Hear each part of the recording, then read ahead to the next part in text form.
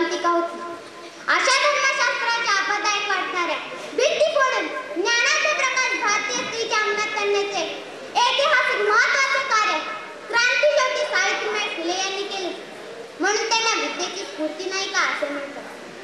उच्च वर्णातील उच्च शिक्षण घेतलेली अशी त्यागी स्त्री आढळून येणे हे फार कठीण आहे. सावित्रीबाई फुले हे देशाचे सामाजिक व शैक्षणिक इतिहासातील आगळेवेगळे जोडपे आहे. 150 वर्षापूर्वी स्त्री पुरुष समानता आणि सामाजिक न्याय याची चळवळ उभारण्यासाठी त्यांनी कडवी झुंज दिली. ज्ञान ही फार मोठी सत्ता आहे. ती स्त्रिया आणि दलित बहुजन वर्गाशिवाय त्याची उन्नती होऊ शकणार नाही हे ओळखून प्रत्यक्ष शिक्षण प्रसाराच्या माध्यमातून त्यांनी आपल्या स्वतःचे आयुष्य वाहून घेतले. त्यांनी सर्वप्रथम मुलींची शाळा सुरू करण्याचे श्रेय साक्षरता अभियान, फसवल्या गेलेल्या ब्राह्मण विद्वांच्या बाळपणासाठी आणि त्यांच्या मुलांचे संगोपन करण्यासाठी त्यांनी आपल्या स्वतःच्या घरात बालहत्या प्रतिबंध गृह काढले. त्यांनी सत्यशोधक समाज स्थापना केला व हुंड्याशिवाय कमी खर्चात साध्या पद्धतीच्या विवाहाची त्यांनी प्रथा सुरू केली. त्यांनी आपल्या स्वतःच्या घरातील हौस अस्पृश्यतांसाठी खुला केला व थेट जाती निर्मूलनाच्या कार्यक्रमात हात धरले. त्यांनी बालविवाहास विरोध करूनच थांबले नाही, तर त्यांनी विद्वांचे पुनर्विवाह समारंभपूर्वक घडवून आणले. स्वतःला मूल बाळ झाले नाही तेव्हा एका ब्राह्मण विद्याच्या दत्तक मुलाला घेऊन त्याला डॉक्टर बनवलं व त्याचा आंतरजातीय विवाह करून दिला.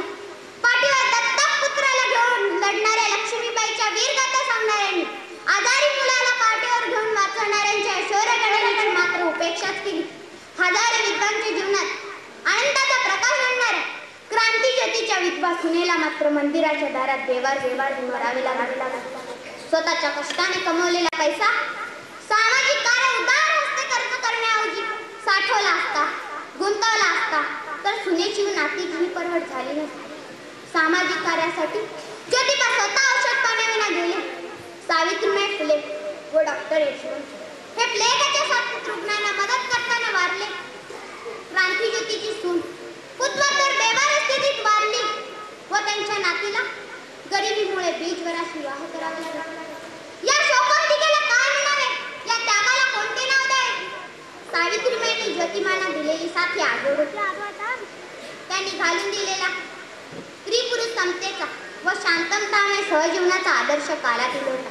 शिक्षण, सामाजिक न्याय, पुरेठाटा या क्षेत्रात त्यांनी दिलेले योगदान हे इतिहासावर वर्तमानालाही उजळून टाकणार आहे. सावित्रीबाईंनी दिलेली ईशोदरी समस्त स्त्री जातींचे जीवन उज्ज्वल समृद्ध करण्याकरता राहील. म्हणून म्हणते, किती सांगू ताई तुले, ही तर सावित्रीबाईची सुनावणी. स्त्रिया जातींचा उद्धार ही तर तुझीच पुण्य आहे. हे रचले यशस्वी राज्य कर. हजार वर्षाची तर्कबंदी, नर्कबंदी, शस्त्रबंदी, स्त्री स्वातंत्र्य बंदी तोडणारी व बहुजनाचे स्वराज्य निर्माण करणारी, मृत्यूला लढत लढत लढत असं सामोरे जाणारे राजा निर्माण करणारी माता जिजाऊ सतीपट्टेला लाखाडून मुलीच्या छाताड्यावर उभारली. सतीपट्टेला लाखाडून मुलीच्या छाताड्यावर उभारली.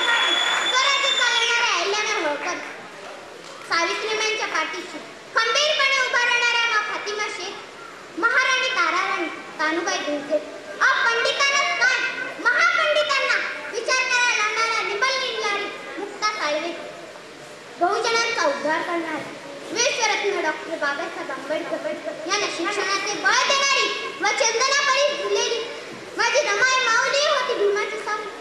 माझी रमाई माऊली होती भीमाची सावली. स्वतः उन्हात बसून दिली तिने दलित लेकरांना सावली. माझी रमाई माऊली होती भीमाची सावली.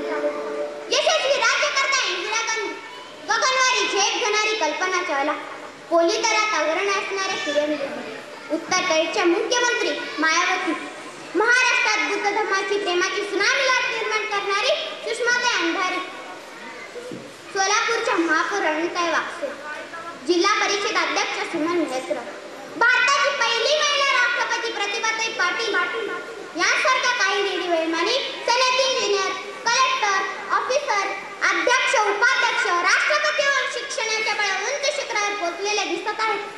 इंटरनेटच्या मुलींच्या विश्वमाधींच्या काळात म्हणजे विचार न करून सावित्रीबाईंचे लेखी फाट्या जगू लागले. जगाच्या नकाशावर भारत बुद्धभूमी म्हणून ओळखला जातो. या भूमीवर प्रत्येक राष्ट्रमाता व राष्ट्रपुरुष यांचे घराघरातून महामंगल सूर्य असे स्वप्न होते. हे स्वप्न पूर्ण करण्याचे सोडून इथल्या सर्व